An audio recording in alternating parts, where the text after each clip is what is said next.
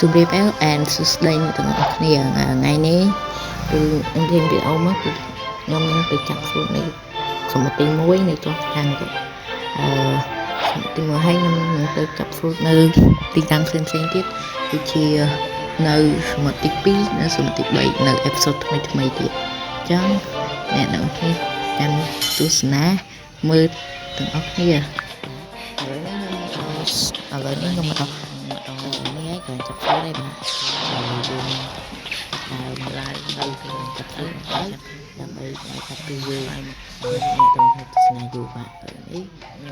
សុំណាមិញនេះណានេះយើងដាក់កូដណាកូដហើយយើងកូដ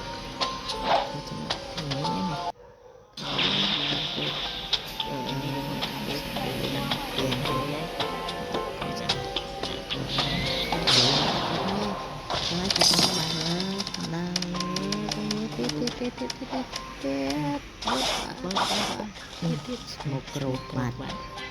ស្មុកក្រូកម៉ែក្រូកម៉ែហើយអើយ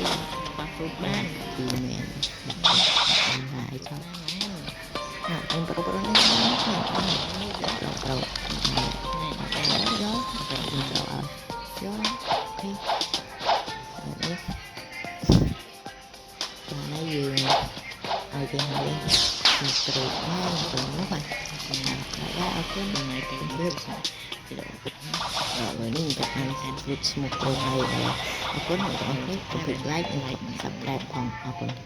បាយ